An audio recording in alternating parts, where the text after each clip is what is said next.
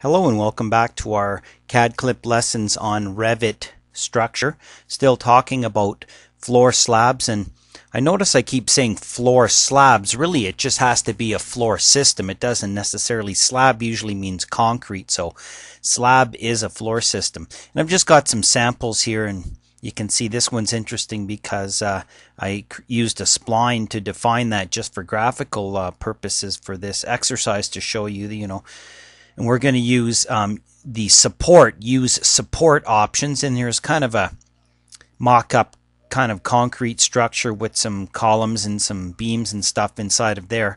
So I've got three different floor systems I'll do there, and then I've got one generic floor system over there. So I'm going to go over here. I'm going to hover over here. Notice that, if you can't get what you want, hit your tab button, cycle through till you get what you want, read the lower left corner in the status bar, click on it, and then I'm going to just delete that. Click on this one, delete it. Click on this one and delete it. Okay, so all we're doing here, we're using our same principle of creating a floor system. We have to pay attention to our levels that we're on, and we also should use in this case we're going to be using the pick supports option. So I've started my slab or my floor command. I go into sketch mode. I just want to point out this check mark here, extend into wall core. The key word here is core. And when we get to walls, there is part of a wall that is the core, which is the structural part. And then there's more or less the architectural or the furring and drywall and exterior cladding, etc. That's not considered the core. So if you check this off, it means it's going to extend to the core or the structural part of the component that you select. Now, the first thing I'm going to do is take a look as I'm in sketch mode and check my floor properties here. I have generic 12-inch. I'm going to change it to be a 6-inch concrete floor. Okay, I want it at level 3. Okay, now this is level 1. This is level 2, this is level 3, and this is level 4. So I actually want to set myself to be at level 2. Okay, I don't want any offset from it, so I'll set that to be 0, right at level 2. Okay, you can see vertical projection is auto detect on our analytical model. Now I'm also going to make sure because I'm going to say pick supports. Watch what happens here. I pick on this support. Oh, I actually picked the wrong support. I was at the wrong level. Pick support.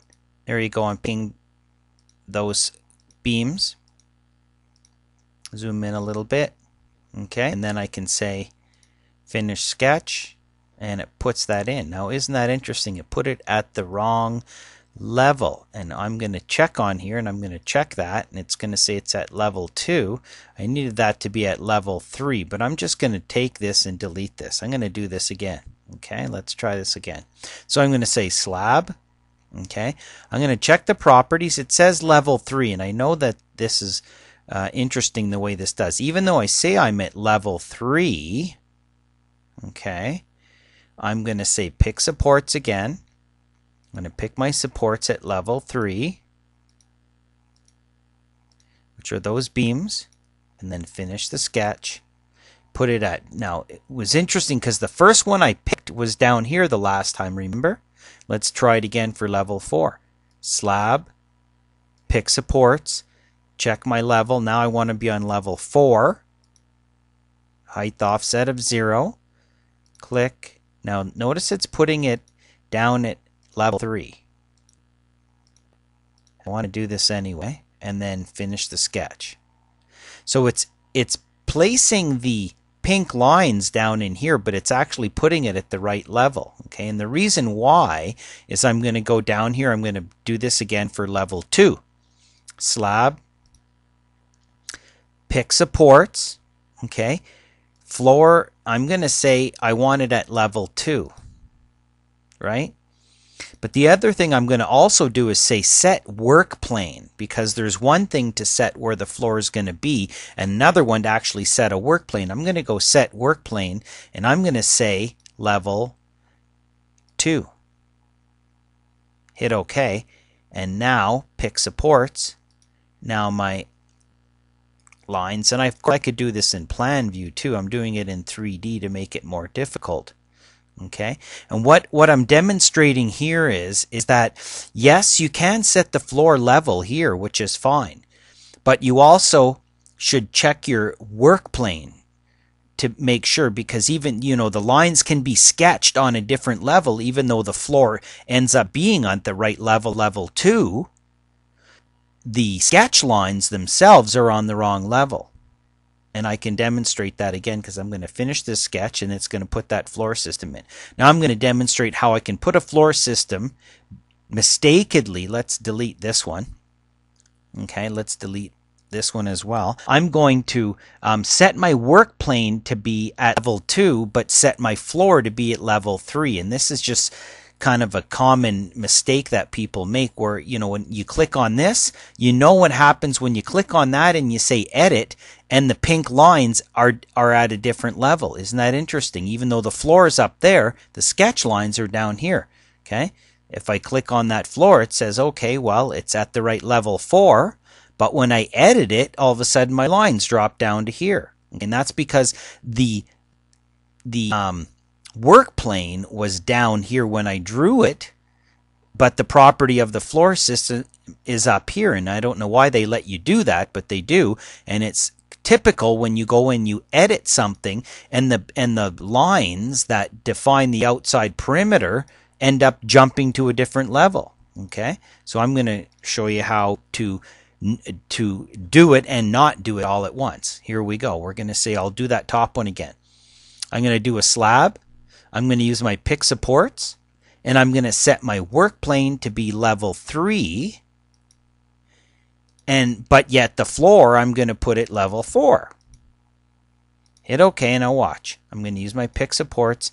Look where the pink lines are going. 2, 3, 4, 5. Finish sketch. No errors, no problem. Everything looks good. Hit escape, pick on that floor system, and edit it, and everything jumps down. Actually, that quite works, and the main thing is, as long as the analytical lines are sitting up top there, then you're good to go.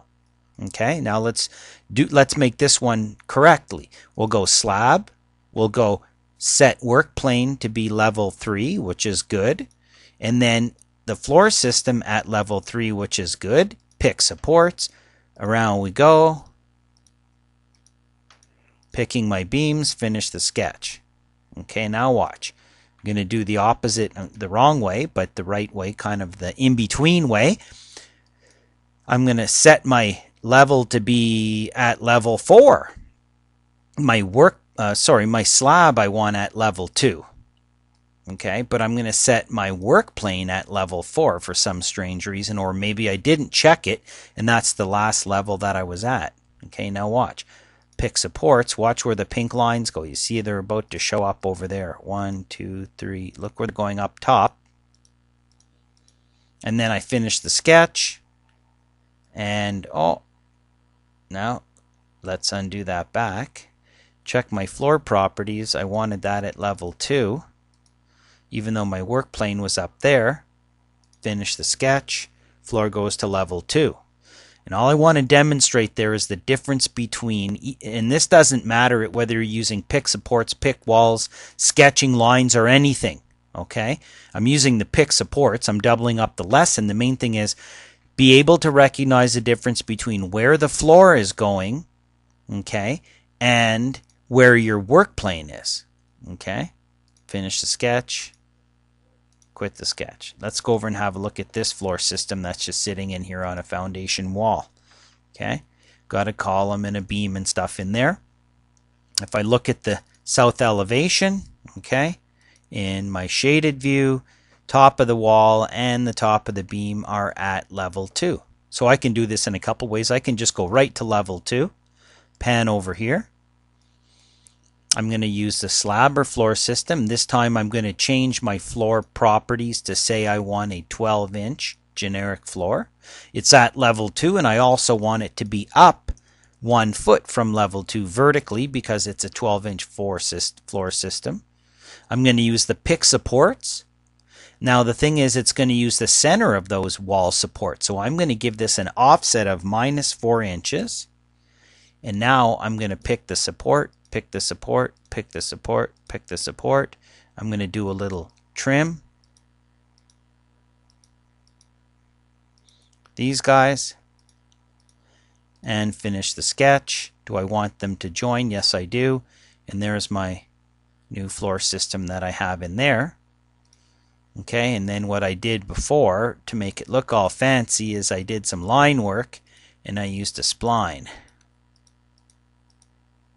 to bring that to there, and then I took this and deleted this, and then I took that, brought that to there, took this, brought that to there, and then finished my sketch.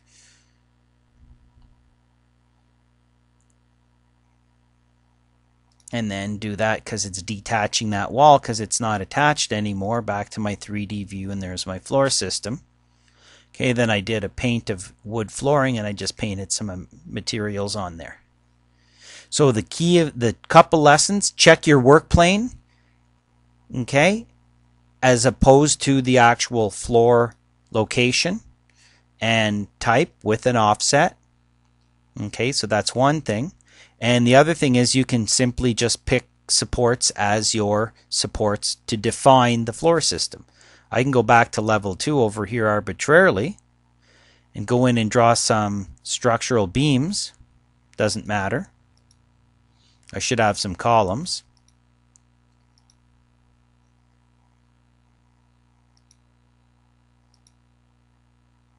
And I can now do a floor system, and I can use pick supports. And I can go tab, in fact, and pick all those. Now maybe I want an offset, maybe I don't. Okay, hover over it, tab, click, and finish. And then I've got a floor system. So using supports, okay, shift middle mouse button, using supports to define, and notice I even used a OWSJ of the, or a wood eye joist. So we're sketching the floor system using supports, and we're verifying our work plane as well as our floor properties.